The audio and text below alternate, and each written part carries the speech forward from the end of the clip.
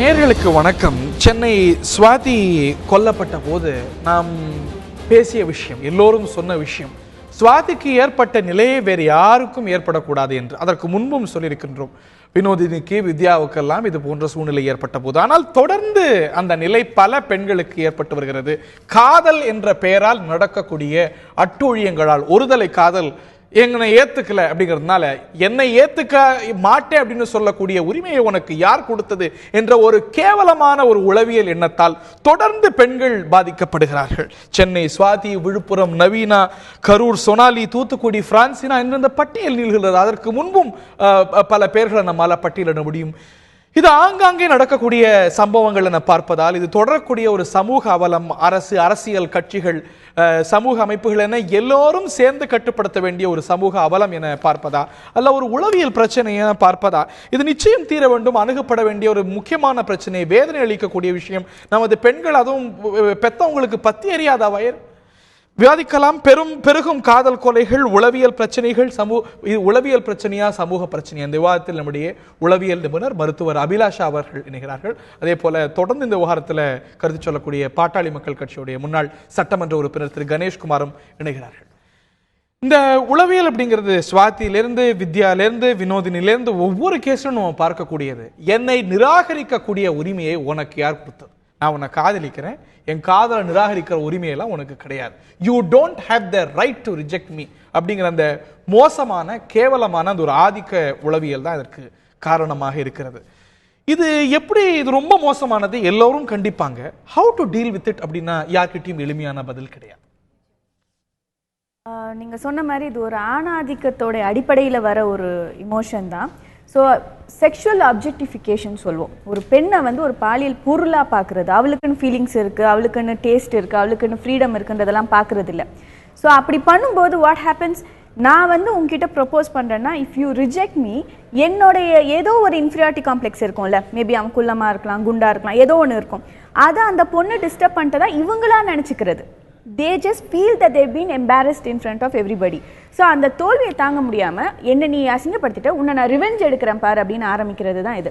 ஆக்சுவலாக அல்டிமேட்டாக பார்த்தீங்கன்னா இதில் வந்து நம்ம ஒருத்தலை காதல் திருப்பி சொல்லிட்டு இருக்கோம். இதில் காதல்ன்ற விஷயமே கிடையாது. இது மோர் ஆஃப் ஒரு ஃபேக் லவ் தான். ஒரு காதலன் எப்படி காதலை இந்த நிலைக்கு உட்படுத்த முடியும்? ஒரு சொந்த பெற்றோர் ஒரு குழந்தையை எப்படி பண்ண முடியாதோ அது போல தான் ஒரு நல்ல காதலன் செய்ய முடியாது.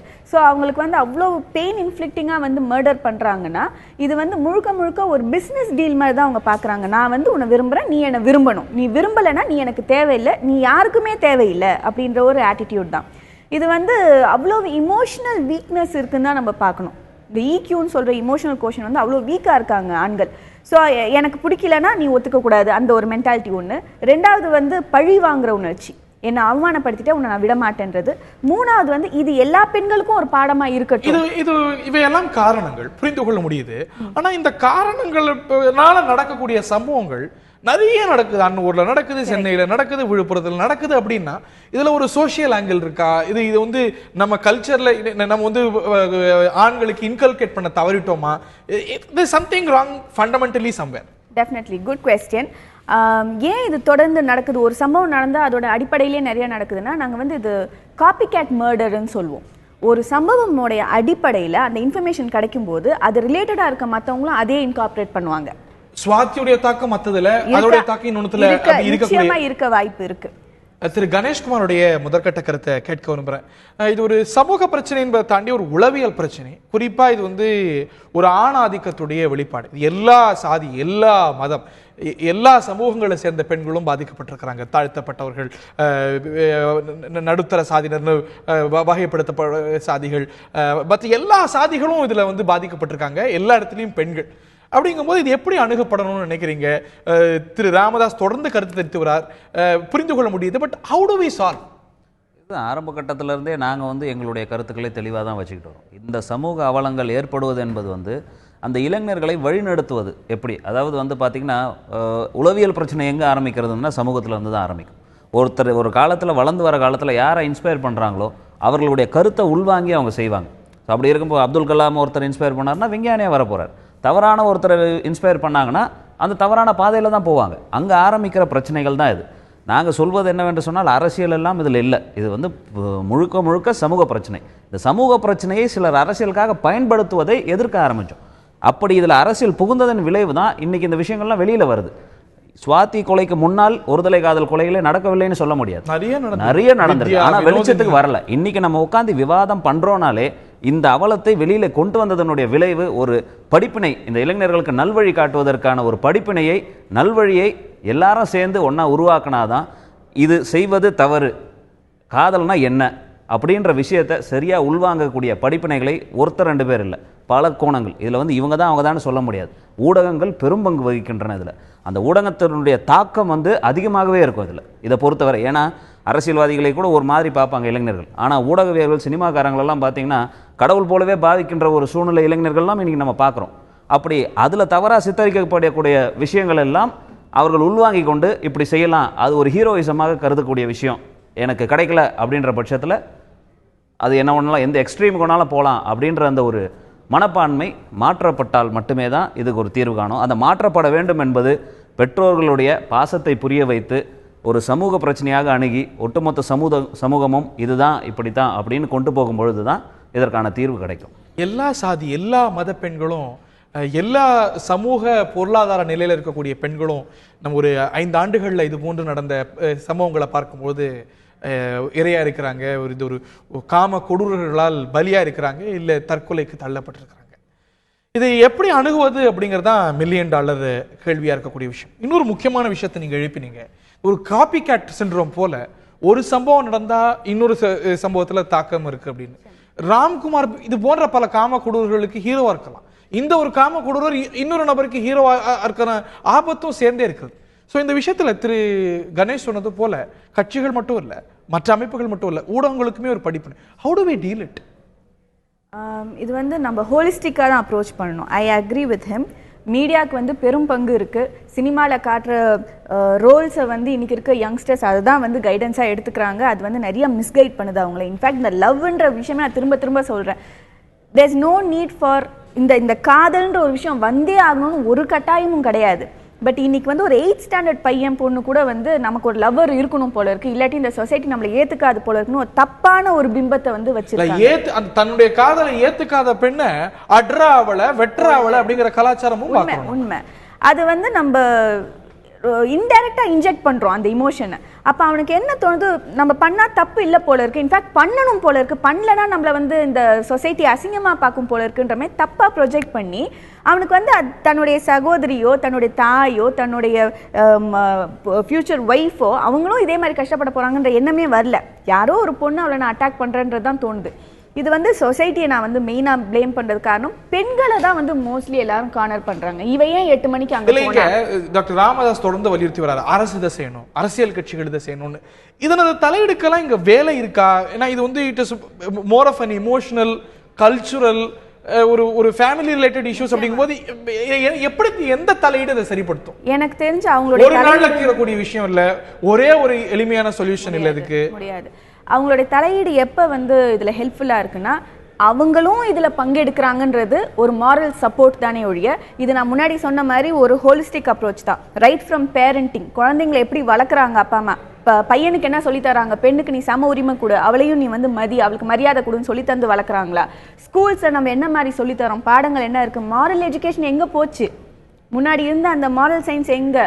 நல்லொழுக்கம்னா என்னன்னே அந்த பையனுக்கு தெரியல, மார்க் மாத்திரம் தான் வாங்கிட்டு இருக்கான். ஏன் மீடியா ஹீரோஸ் என்ன சொல்லி தராங்க, இன்னைக்கு வந்து நெகட்டிவ் கேரக்டர்ஸ் தான் ஹீரோஸ். இல்ல இன்னைக்கு எனக்கு இதெல்லாம் தாண்டி என்ன அச்சமா இருக்குன்னா ராம்குமார் கூட சில பேருக்கு ஹீரோ ஆயிட்டானோ. ஆமா உண்மை. நீங்க வந்து சோஷியல் நெட்வொர்க்ல பாத்தீங்கன்னா அப்படிதான் ப்ரொஜெக்ட் பண்றாங்க. அப்படியே போற போக்குல கதை மாறி இப்ப அவர் வந்து தியாகி மாதிரி ஆயிட்டாரு. ஸோ இதெல்லாம் வச்சு பார்க்கும்போது இட்ஸ் அ ஹோலிஸ்டிக் அப்ரோச். சொசைட்டியோடைய பங்கு இதில் அதிகம் இருக்குது. அண்ட் சொசைட்டின்னு சொல்லும்போது அஃப்கோர்ஸ் கட்சிகளுடைய பங்கும் இருக்குது. இப்படி பண்ணுறது தப்புன்னு ஒரு 4 பேர் சொல்ல வேண்டி இருக்குது. அந்த 4 பேர்ல அவங்களும் இருக்கிறது வரவேற்கத்தக்கது. இது நீங்க இதுல எழுப்பக்கூடிய விஷயங்கள் எல்லாம் சரி. இதை வந்து தொடர்ந்து இந்த பாதிப்பு ஏற்பட்டு இருக்கு.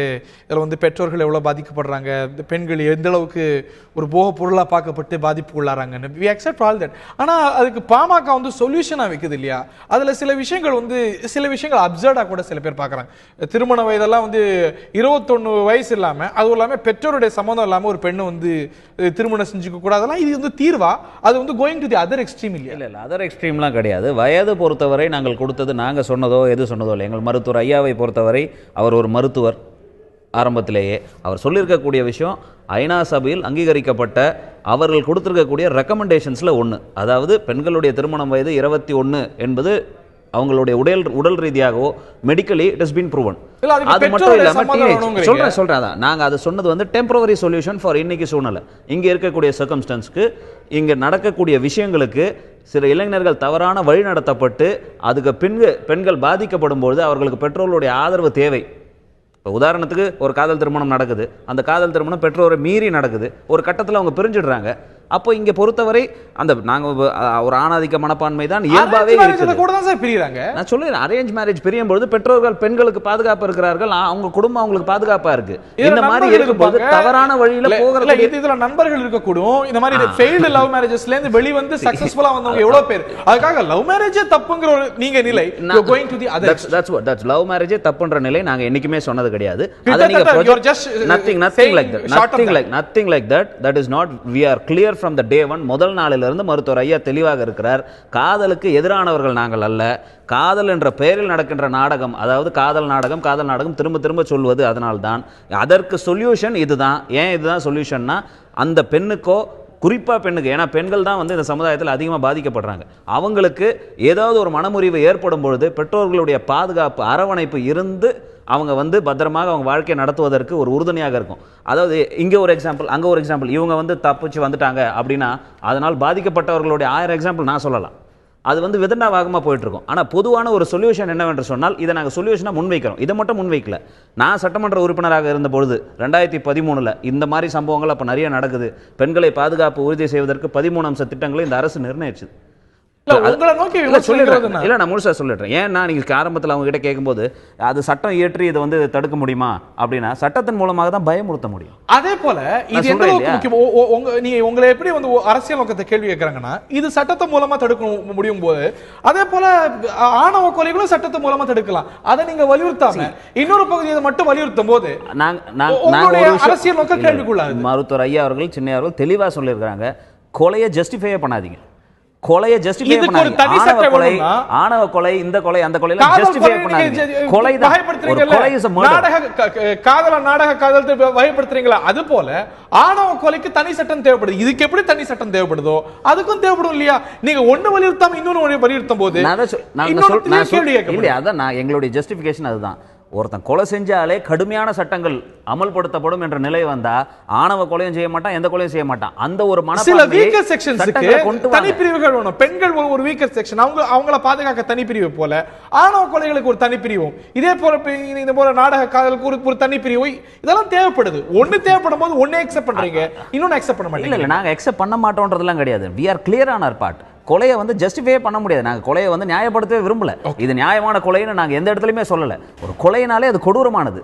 அதுவும் பெண்களை கொலை செய்வது அதிக கொடூரமானது. அது காதல்னால கொலை செஞ்சாலும் சரி, மற்ற விஷயங்களுக்காக கொலை செஞ்சாலும் சரி. ஏன்னா நேச்சுரலி வீக்கர் இதில் வந்து அவங்க வீக்கராக இருக்காங்கிறதுக்காக அவங்களை அடிக்கிறதுன்றது வந்து ஒரு நியாயமான செயலாக இருக்காது. அதுதான் நாங்கள் தெளிவுபடுத்துகிறோம். நாங்கள் சொல்ல வேண்டிய விஷயம் என்னவென்று சொன்னால், இல்லை அதை முடிச்சிடறேன். இங்கே வந்து சொல்லியிருக்காங்க, சட்டம் இயற்றுவேன்னு சொல்லியிருக்காங்க. அந்த சட்டத்தை இயற்றி பெண்களுக்கான பாதுகாப்பு, அதாவது பெண்கள் அதிகமாக நடமாடுற பகுதியில் மஃப்டியில் பெண் காவலர்களை போட்டு 13 பாயிண்ட்ல நான் ஒரு பாயிண்ட் சொல்கிறேன். அது 13 பாயிண்ட்ல நிறைய சொல்கிறாங்க. இது வந்து ஈஸியாக செயல்படுத்தக்கூடிய விஷயம். ஏன்னா நான் 2013 சட்டமன்ற உறுப்பினராக இருக்கும்போது போலீஸ் மானிய கோரிக்கையில் சொன்னாங்க. 3.5 வருஷம் ஆச்சு. எதுக்கு? ஒரு லேடி கான்ஸ்டபிளை மஃப்டியில் போட்டு வர வச்சு கண்காணிப்பு கேமரா வச்சு பாதுகாப்பு பண்ணி அந்த இடத்துல 5 பேரை தண்டிச்சிருந்தாங்கன்னா இந்த குற்றம் குறையும். இது அங்கேயே தடுக்கப்பட்டு ஒரு பொது இடத்துல நடக்காட்டி கூட வேற இடத்துல நடக்கக்கூடிய நீங்க இந்த சம்பவங்கள்லாம் பார்க்கும்போது இதெல்லாம் பொது இடங்கள் நடந்ததை விட இந்த சம்பவங்கள்லாம் வீட்டுக்குள்ள நடந்தது. நீங்க கொலைய சொல்லாதீங்க.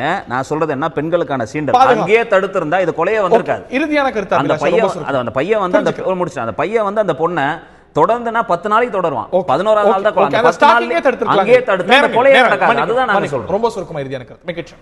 பெண்கள் வந்து ஒரு விஷயம் நல்லா ஞாபகம் வச்சுக்கணும், அவங்க வீக்கர் செக்ஸே கிடையாது. அவங்க வந்து ரொம்ப ஸ்ட்ராங் ஆனவங்க, கான்ஃபிடன்ஸ் அவங்களுக்கு வேணும். யாரோ ஒருத்தவங்க தன்னை பின்தொடர்றாங்கன்னா தே ஷுட் ரியாக்ட், அசர்ட்டிவா இருக்கணும். பட் நிறைய இந்த கேசஸ்லாம் பார்த்தீங்கன்னா அவங்க விட்டுடுறாங்க. அவங்க வந்து கேர்லெஸ்ஸா பார்த்துக்கலாம், இதை வீட்டில் சொன்னா நம்மள தான் திட்டுவாங்க, எதுக்கு சொல்லிக்கிட்டு அவனே போயிட்டோம் அப்படின்னு நினைக்கிறாங்க. அப்படி இல்லாம ரியாக்ட் பண்ணணும். அண்ட் போலீஸ் அவங்களால முடிஞ்ச வரைக்கும் பண்ணிட்டு இருக்காங்க. அவங்க அவ்வளோதான் அவங்களால பண்ண முடியும். இதெல்லாம் வந்து வீட்டுக்குள்ளே நடக்குது, ஒரு சொசைட்டிக்குள்ளே நடக்குதுன்றப்ப நம்ம சொசைட்டியாக ஆல் ஓவர் நம்ம ஹோலிஸ்டிக்காக தான் அப்ரோச் பண்ணணும். ஸ்கூல்ஸில் வந்து எஜுகேஷன் ரொம்ப முக்கியம். லைக் மாரல் சயின்ஸாக இருக்கட்டும், ஈவன் செக்ஸ் எஜுகேஷன் கூட ரொம்ப முக்கியம். அப்போ தான் அவங்களுக்கு தெரியும் என்ன நடக்குதுன்னு. ஏன்னா அந்த வயசில் வந்து நம்ம மீடியாவில் இருக்கிறத மாத்திரமே சொல்லித்தரனால அவங்களுடைய தூண்டப்படுது. ஓகே, ஹோலிஸ்டிக்காக அணுகப்பட வேண்டிய ஒரு விஷயம் தான். இதுக்கு வந்து ஒரு ஒன் ஸ்டாப் சொல்யூஷன், இதுதான் தீர்வு, இதை செஞ்சா இது நின்றுடும் அப்படிங்கிற மாதிரியான விஷயம் இல்லை. அபிலாஷா சொன்னது போல ஒரு முக்கியமான ஒரு சமூக பிரச்சனையாக அனைத்து நிலையில் இருக்கக்கூடிய பெண்களும் பாதிக்கப்படக்கூடிய ஒரு விஷயமாக இருந்திருக்கிறது. ஆக அனைத்து தரப்பு ஒருங்கிணைப்போட செய்ய வேண்டிய ஒரு முக்கியமான ஒரு பிரச்சனையை அணுக வேண்டிய முக்கியமான பிரச்சனை இது அப்படிங்கிறதுல மாற்றுக்கிறதுல we can't let this happen. ஒவ்வொரு முறையும் இது போன்ற சம்பவங்கள் நடக்கும்போது இனி ஒரு சம்பவம் இது போன்று நடக்காமல் இருக்கணும் அப்படின்னு சொல்லி தான் இந்த மாதிரியான விவாதங்கள் முடிப்பது வழக்கம். ஆனால் அன்பார்ச்சுனேட்லி மீண்டும் ஒரு முறை இது விவாதிக்க வேண்டிய ஒரு சூழ்நிலை ஏற்பட்டது. இந்த ஒரு நோக்கத்தோடு தான் எல்லாருடைய கருத்துடன் நான் நிகழ்ச்சி முடிக்கிறேன். இன்னொரு முறை இந்த ஒரு காரணத்துக்காக இந்த விவாதத்தை எடுக்க வேண்டிய ஒரு சூழ்நிலை வர வேண்டாம். இந்த நிகழ்ச்சியில் பங்குகொண்ட விருந்தினர்கள் இதுவரைக்கும் பார்த்தனர்களுக்கும் நன்றி, வணக்கம்.